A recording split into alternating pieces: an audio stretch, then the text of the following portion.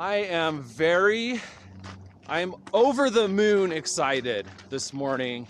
It's a beautiful day in the Wasatch, a little bit cooler than it should be this time of year, but super excited for our guest today.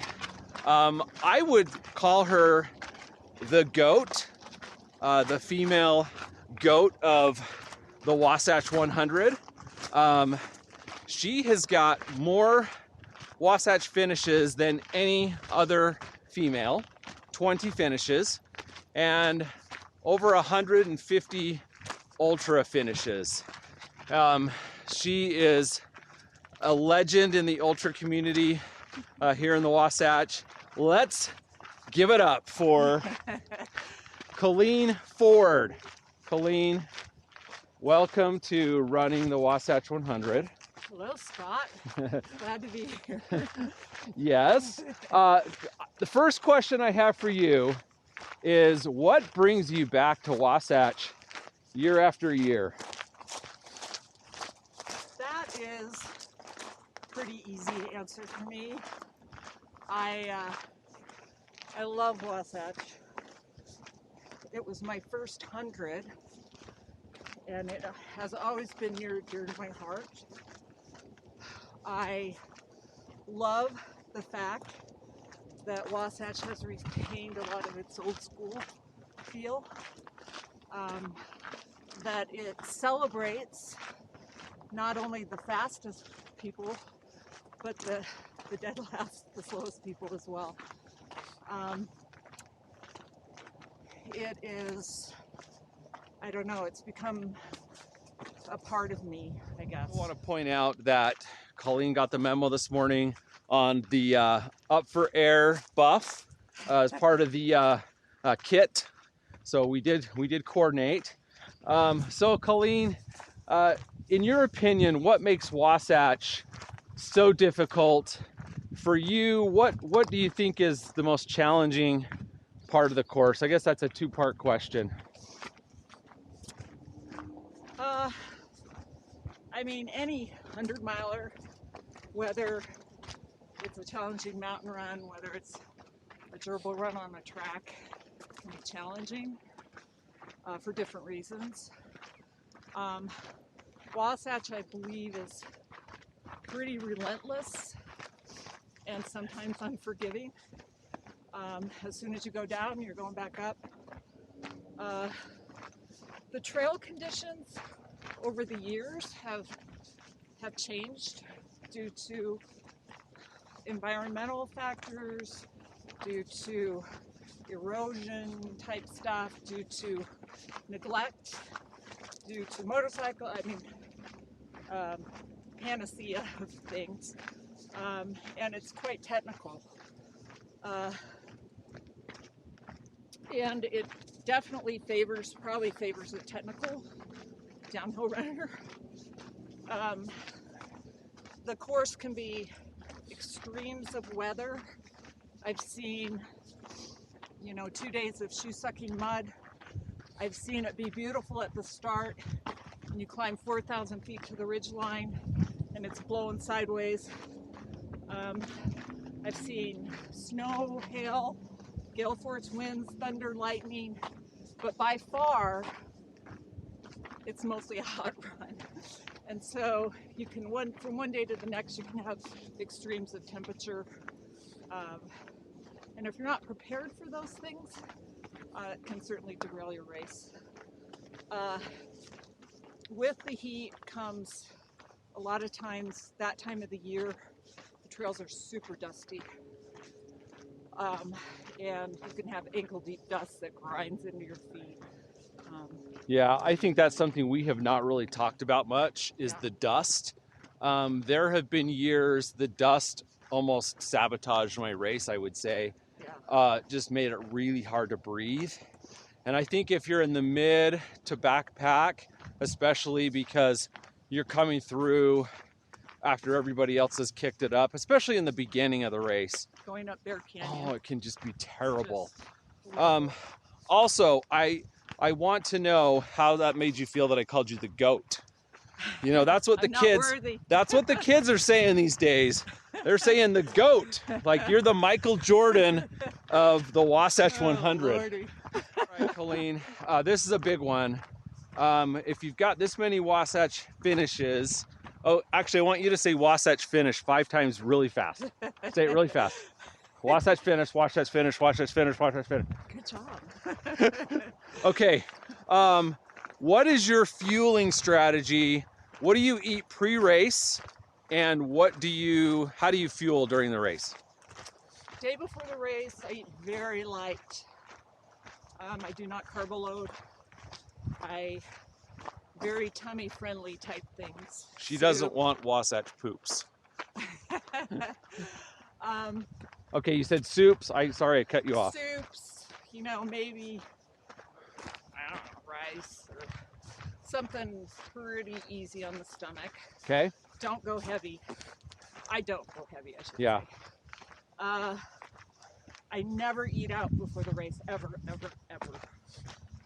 I know a lot of people do, and it's part of the fun, but just don't trust anything that I haven't made myself, basically. What about during the I make race? sure I'm well hydrated, but Oh, that's actually a good not to one. the point of keeping me up all night to pee either, because I can Right. certainly hydrate right before the race. I'm a big fan too. of Diet Coke. I say as much as you can get day before the race. Just kidding.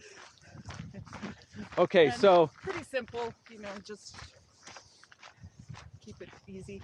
Oatmeal. and during the race, okay, so wait, oatmeal in the morning. Yep. What else do you eat before the race?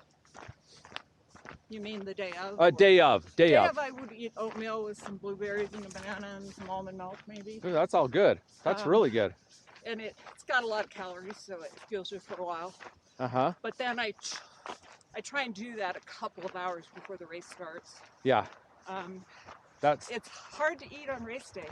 I don't know why. It's just probably nervous anticipation. Yeah. But if I can get something in, great. But it has to be something, you know, I may drink like a naked juice, or if I can't really stomach. No, I like all of that. In fact, I think that's great for the pre-race. So during the race, how do you fuel? What's your strategy? I always carry food. I never want to be caught without something to eat. I may carry it the whole race. I never touch it, but I like to know it's there. I will eat out of aid stations, but I have kind of some might consider it a stricter type of diet. I do more of a whole food plant-based diet. So I don't really do meat and dairy.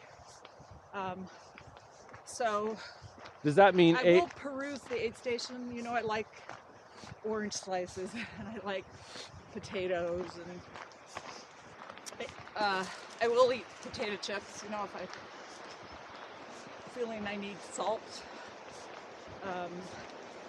However, as the race progresses, I go to more simple carbohydrates. I could eat soup all day long.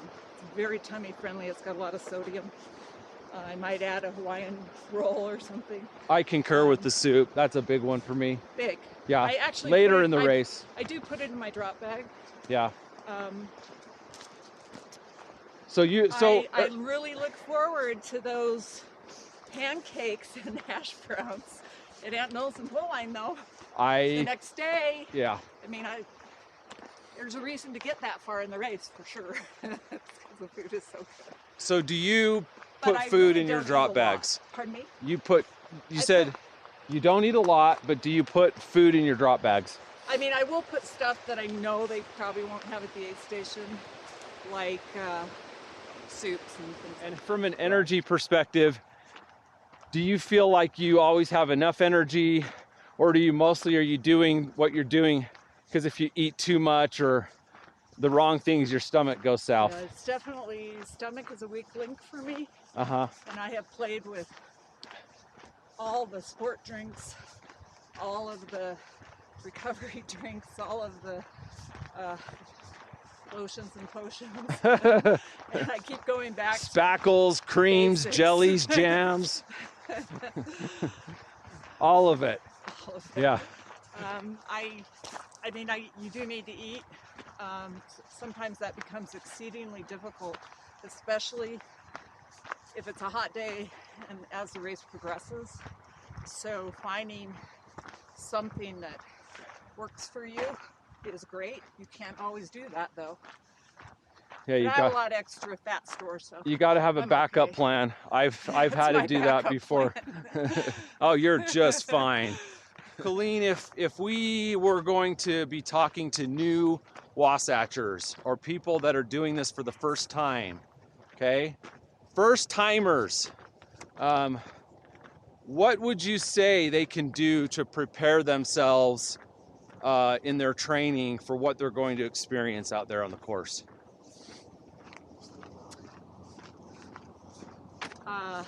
I think the secret to being successful at Wasatch, and I don't mean winning it, or I just mean for someone like me finishing it, or for someone like you that's never experienced it before, is you gotta train fucking hard.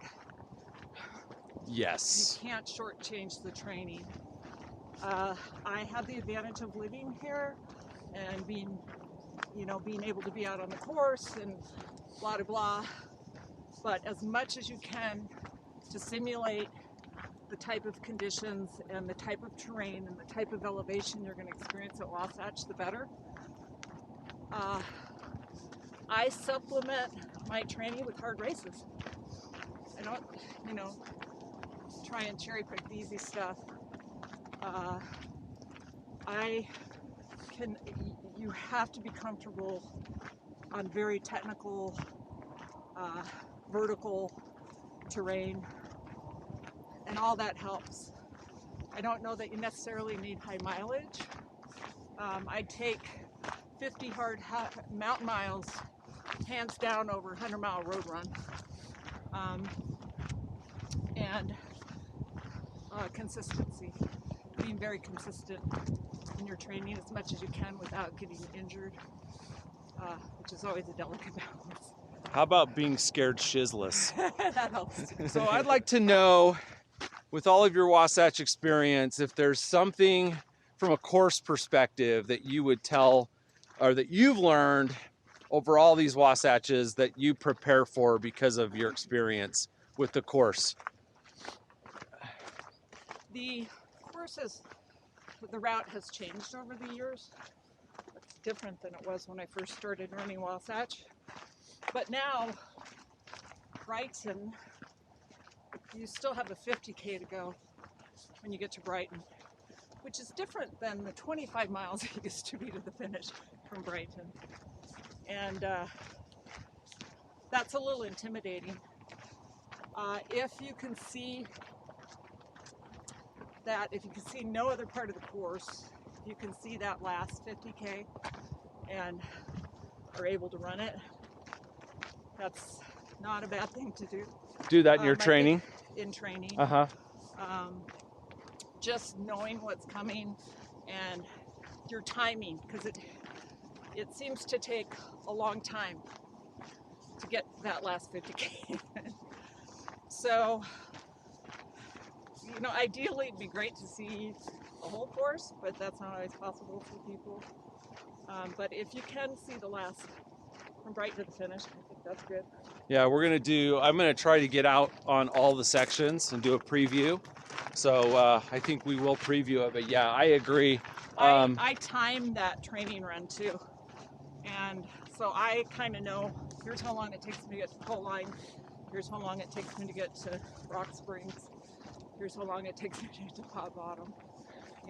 And then if I'm behind, I've had my pacer turn to me and say, if we don't do a 20-minute per mile the rest of the race, you're not going to finish. Well, that's motivation. But having done, even though I'm very familiar with the last section, having done it just, you know, in training, I like to do it in training. I like to be able to visualize it mentally. It just helps. Strategies at Wasatch to get through the night, and you can speak to aid stations or what you do and how you do it. One of the big changes I made at night was lighting. I do not skimp on lighting.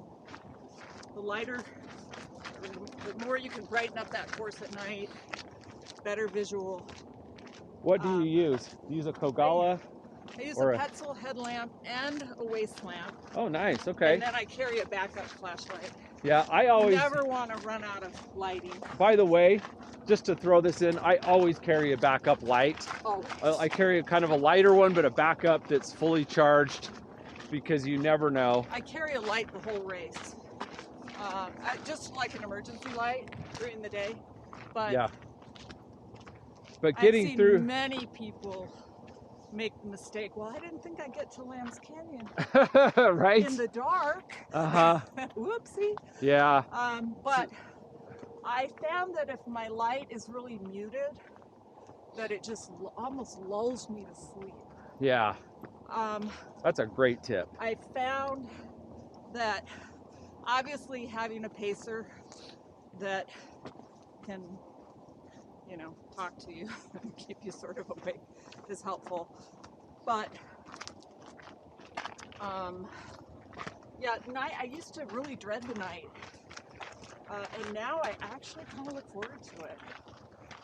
The pace slows down, Cools off. it cools off, and you're getting closer to the finish. Yeah. But How do you? other strategies. Yeah. How do you keep tonight, your energy up, like in the night? Is there anything you do? I'm a very early riser. Some people would question that, my sanity, but so I do look forward to having coffee at that time that I would normally be getting up anyways, so some caffeine. Coffee is at Brighton. helpful. Coffee Yeah. at. Yeah. And I also find if you can move well and not be on the death march, if you're moving a little bit faster, that sort of keeps you awake. So the heat at Wasatch, if it is a hot year, and it likely will be, of my 9 Wasatches, I think it was hot every single year. I have yet to experience the mud or the snow or the cold. Well, But never say never, Now, Scott. you know what? I'm going to jinx it. So, what do you do during the race to mitigate for the heat, and maybe talk specifically sessions to Big Mountain and Big Mountain to Lambs? Sessions, I try and fuel up at sessions and make sure I have enough water. That's a big one. You got to Which make sure you have enough You got to water take care of yourself at sessions. because they took away Um, Swallow Rock, so you got to have more water Yes, than you think you're going to that's need. 11 miles, and it's usually starting to get pretty hot. Yeah. I'm a fan of ice if they can have enough to share around the neck, down the sleeves. Keeping wet, you know, if you can wet your sleeves down. All those little MacGyver tricks for managing heat. It's best if you can train in the heat too. Yeah. People that come from Arizona say, "Oh, that's not so bad." We're all dying. Yeah. Do you what do you do at the aid stations, like at Big Mountain? Do you do anything to prep or? In terms of the heat, that's pretty much like I would do from sessions in. Yeah. I do like to wash my feet and change my socks at Big Mountain. Yeah. I Do you? think you need to really take care of your feet. But, you know, once again, just maintaining your hydration and electrolytes. That's kind of critical. Oh yeah. In preparation for Wasatch, ideally, I like to have done a couple of hard 50-milers and preferably a 100-mile event that sort of mimics the mountains and the technicality and that kind of thing. In between, I do a lot of vertical and a lot of climbing, descending, and not much speed work. Yeah, which speaks to probably my finish time. Well, there's a lot of climbing. I mean, I think the amount of hiking you're gonna do, become an efficient hiker. Oh, for sure. And I also think that you're gonna move at the pace you train at too. So if you're pacing, like I've spent some of my Wasatches where I put in the most miles in vert, I was just peak bagging all summer and having a lot of fun with my friends and socializing. And yeah, my stats looked great, but then I got out on the course and I had like a really social pace. So train for the pace that you want to race. Exactly. And in the terrain that you're gonna race. So but Scott, isn't it about socializing and having fun? You know, for me, actually, that's a lot of it, is being out in the mountains with friends. So that might be, for me, the biggest thing, and the most important thing that I get out of running ultras. And then you said something, Wasatch is just like the finish, the cake, the training is the part where you enjoy, and you know, you go through all this refining over the summer, and it's the training. Maybe Yeah. you said it a little better than I did. If you don't enjoy the training, you're probably in the wrong sport. Right. Because so many things, bad things, can happen during the races that can demoralize you. Yeah. So hopefully, you know. All right. So Colleen just said something to me. It's actually kind of poignant, and I'm thinking about this.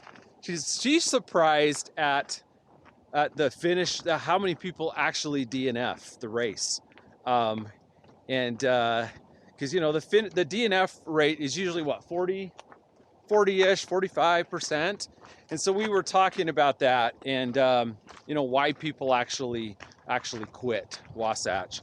I hope people comment on your YouTube video, because I'm curious. Yeah. Well, in terms of why they quit. Yeah, why they quit. Yeah. We were talking about, like, if it's you have to really want it, right? And if it's a medical problem, like, you know, you've got rhabdo, or you tore a ligament in your knee, bone sticking out. Yeah, but if you just quit, she said, if you quit just because you're throwing up, then, you know, and said it with, well, how did you say that? I don't want to take words out of your mouth or put words in. So, Colleen, from a DNF perspective, maybe talk about that, like what you've seen over the years, people quitting, and not that there's any judgment, but just, I think what we can learn from this is that sometimes you quit when you really don't need to quit. Or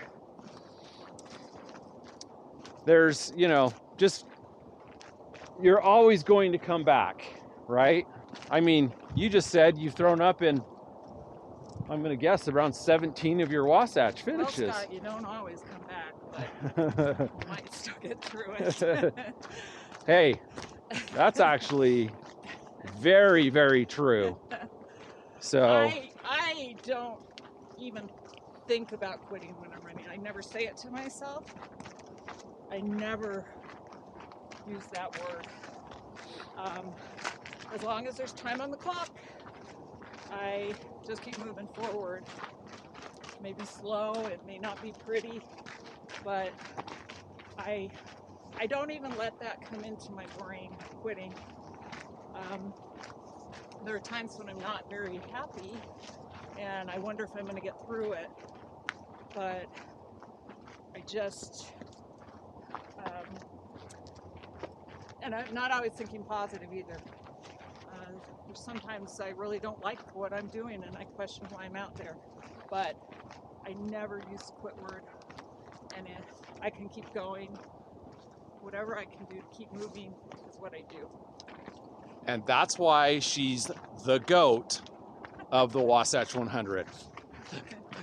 So I also asked her this question because I have had this, I've said this to my pacers many times, I'm never doing this again in the middle of the race. And so I asked Colleen, have you ever asked yourself that?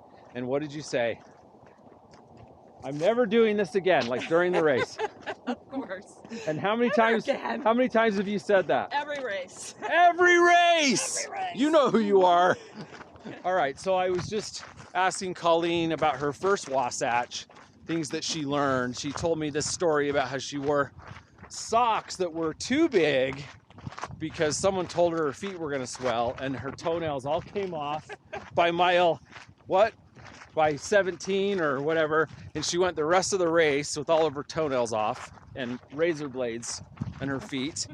But she was telling me some of the things on that first Wasatch that I thought were super interesting, like about the maps and the flashlights. So why don't you talk about the first Wasatch Sure. and what that was like in 1996? Wow. Well, I think my first Wasatch or two, I wore road shoes. Didn't really have a lot of options in terms of trail shoes. I carried written course instructions, probably 6 pages worth of the course, because it had the mileages and it told you what tree to turn by and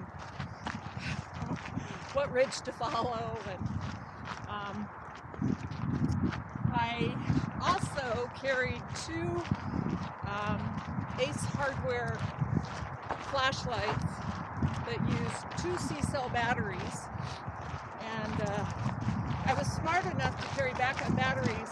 However, someone failed to mention you need to carry the bulb too, because the bulbs go out, Yeah. which they do. Yeah. We didn't really have LED technology back then, or fancy headlamps, and I don't know.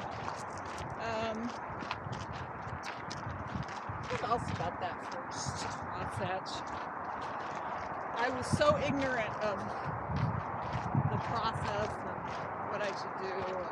I don't know, absolutely do not know how I finished my first Wasatch. Well, Miracle. this is hilarious because I asked her, what is something that you nailed or you did right with your first Wasatch? And she literally did not hesitate and said, nothing. So you've come a long way. I love the old school Wasatchers. We do not know how good we have it now in terms of gear and all of the clothing and just all the technology that we have. So, but anyway, this has been a super incredible experience for me to spend this time with you, Colleen. You are definitely, in my opinion, the GOAT of the Wasatch 100. And I mean that in the best, the greatest of all time.